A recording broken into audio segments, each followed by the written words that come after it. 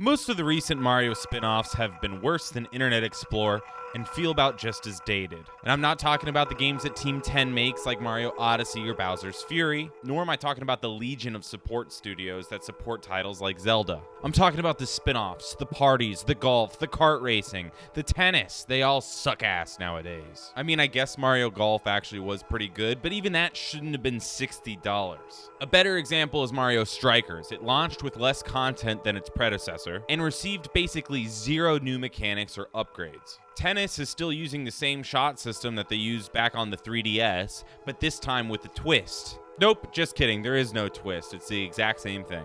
And Mario Kart 8 is a good game, but it is also a good Wii U game that Nintendo has re-released and is now pumping full of subpar quality content, all in an attempt to keep its rotten heart beating while the quality degrades and Nintendo makes more money. And then there are the games that haven't even gotten made yet, like baseball or my personal favorite, Mario 3-on-3 Hoops. Easily the most swagged out Mario game ever made. Because right now, the Nintendo Switch has no games. These Mario sports games should be in constant rotation for Nintendo. The remaining fan base is children, poke-furries, and dudes who have been edging since Breath of the Wild's sequel has been announced. These are the games that are the perfect games to play with your friends when they come over to get high and do absolutely nothing. And in 2023, the co-op market is basically non-existent, with Nintendo being the only one making games. But the level of content and care the majority of these games have gotten is legitimately worse than their Wii equivalents. And some are even worse than their GameCube versions. Except for one Mario spin-off series. One game that has been the best Mario spin-off ever made. And it's not made by Platinum, it's not made by Next Level Games, or even Nintendo themselves. It's made by shit-tier Ubisoft. How are those guys unable to make good versions of their own titles, but somehow hit it out of the park with Mario? Yet, before I lick this game's feet, I want to make one thing clear.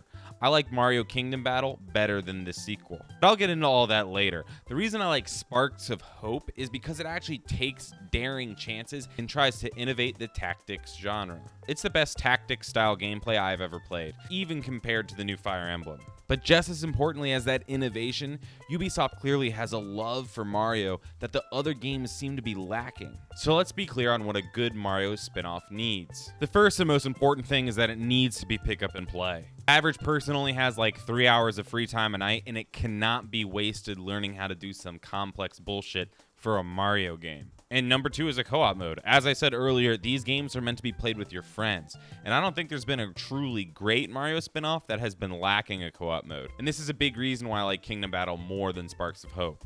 Number 3 is a tournament or campaign mode with unlockable prizes. Give us new customization options, give us new carts, give us new courses, give us something when we win. I'll even settle for a different menu screen like the OG Mario Karts. Number 4 is a personal choice for me, and it's minigames to play when the couch co-op gets boring. And these can be bad, no one's gonna sit there and play a whole round of poker, but it doesn't feel right to have a Mario game and not have some sort of minigame in it. And going by that list, Mario Kingdom Battle is the best spin-off to come out in years. It has co-op versus, it has trial modes, it has a campaign, unique gameplay that is pick up and play, and Sparks of Hope doesn't have all of those features. But the main gameplay is way more refined and expanded.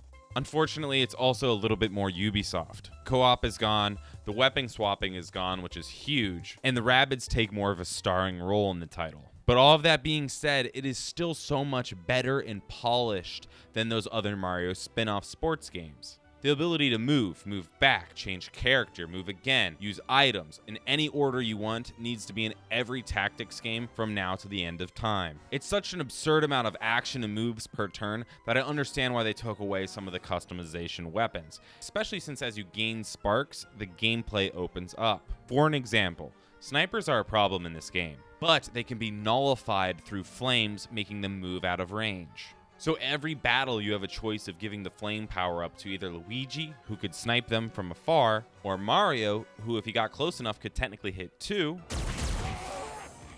or even Rabbid Peach, who might be able to use that firepower and shoot the snipers while they're still in cover.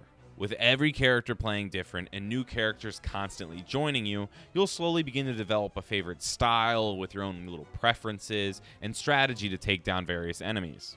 only to have the game shake it up and give you restrictions that force the player to be more creative, such as a brothers-only battle where you're stuck with Mario and Luigi. The new Fire Emblem is neither as fluid nor as creative as this. And few games get to be because they have these overly complex systems that bog them down. Mario vs. Rabbids is the simplest form of tactic games, but it is still some of the most rewarding. It's taking that established genre and boiling it down to a level where anyone can pick up and play it, and then using that clarity to create a one-of-a-kind experience. Who knew giving Ubisoft the license to Mario would have been Nintendo's best move since they showed a JPEG of Metroid Prime 4? With the Game Standard here at Tibbs TV, I'm Jonathan Rosenblum.